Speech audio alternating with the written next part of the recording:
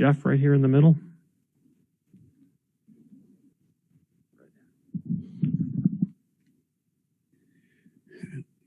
Khris, there's different ways to build a contending team. You guys are a little bit different. The two best players are second-round draft pick and a guy who is on the fringe of the lottery.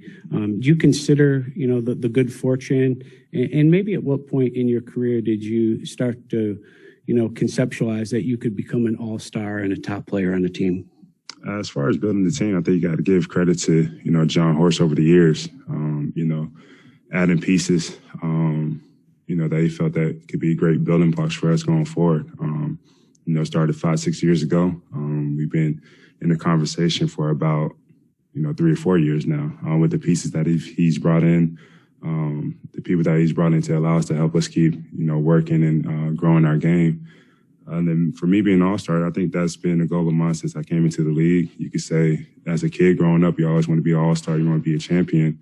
I just worked for it over the last couple of years. I always felt like, I was close. I got the nod for it 2 times. So, yeah. We'll go Steve over here on the right side. Hi, Khris.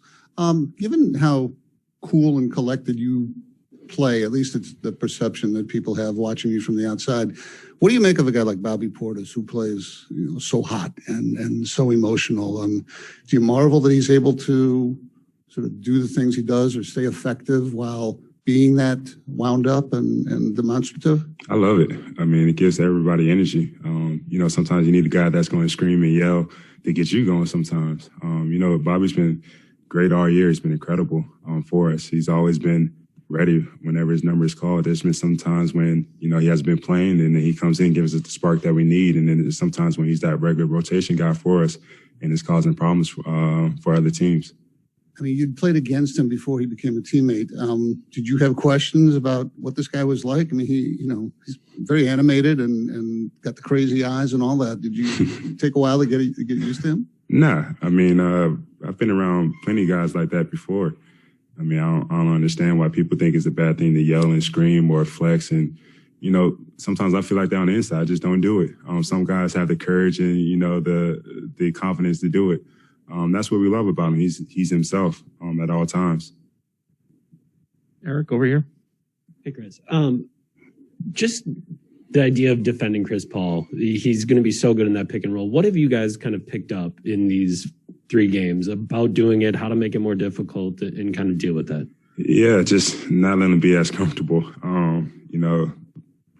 I think the first 2 games at home, he was able to walk to his spot so easily, get to his shots that he always gets. These guys keep bothering me as they're walking by. I'm sorry. But nah, he's a guy, he's smart. He orchestrates his team where he wants guys to go and literally walks to his spots or sometimes, jogs to his spots off the dribble to get to his mid-range shots.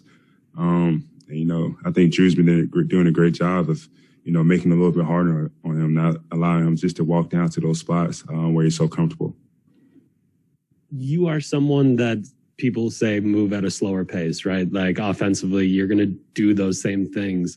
So what have you kind of learned about what people might do to you to make you uncomfortable when, again, it looks easy or it looks like you're moving at your own pace? Use screens, for one. That helps a little bit. Then knowing how to use your body and knowing how to use your defender's bodies against you, whether they're going to press up on you or give you space or try to angle you to certain situations. Something that I'm still working on, still trying to learn.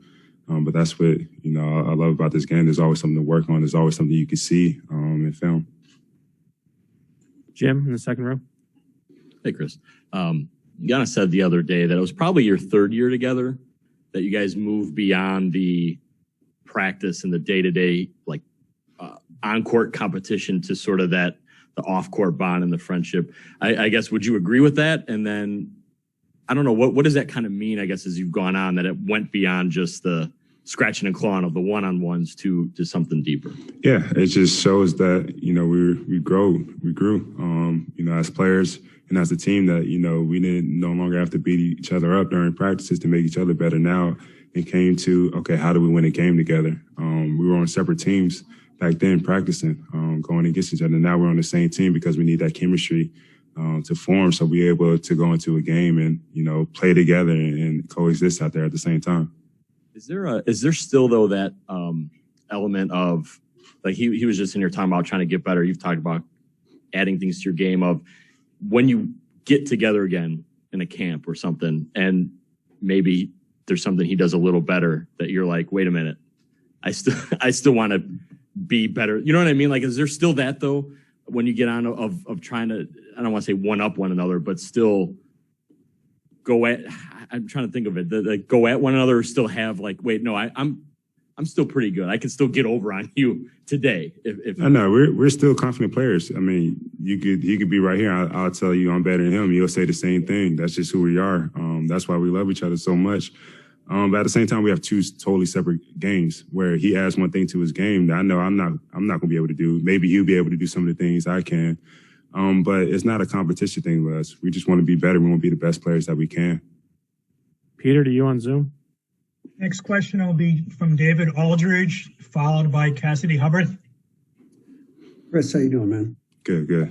I know the focus is the Suns right now, but I was wondering if you have thought at all during this whole kind of playoff run what the team's success means, not just to the city of Milwaukee at large, but specifically the African American community, because you guys have been so involved with the social justice front the last couple of years, and what you guys being able to break through might mean for that community. Yeah, I think it would be huge, especially for the city of Milwaukee, the African Americans, all over here. We've been, active the last couple of years in the communities trying to figure out ways to help them, how to, bring their struggles to light and figure out ways to and empower them and lift them up. I think, having the NBA Finals here is a huge boost for, all of that above. Hi, Chris. You were talking earlier about just the competitiveness that, you've experienced with Giannis.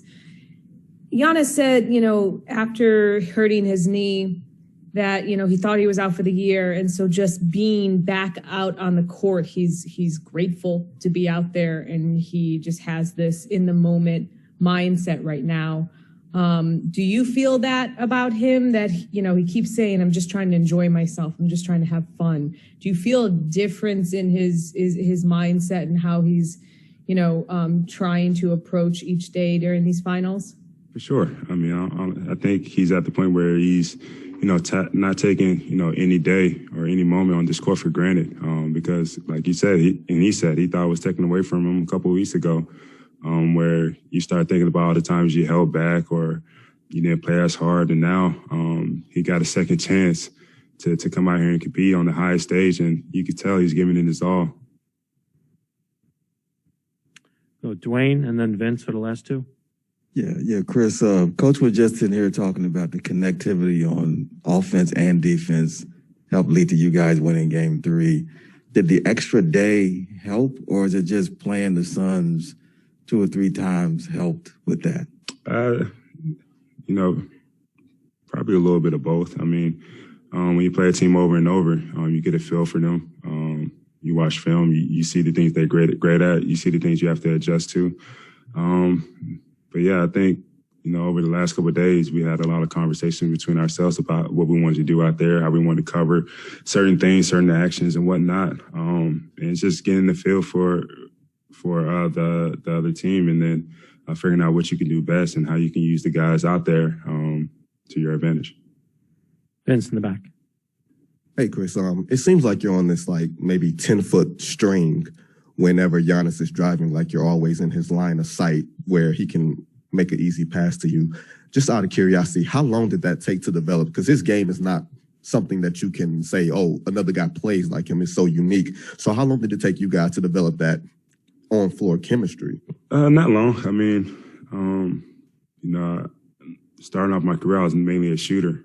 So guys wouldn't help off me as much. And now teams don't help as much off me still to this day. So knowing that, if I stay close to him, around him, he's going to have a little bit extra feet or whatever, or the help's going to be a little bit hesitant to actually go down and double team him or help off me. And that's what it always is. And then he's knowing that.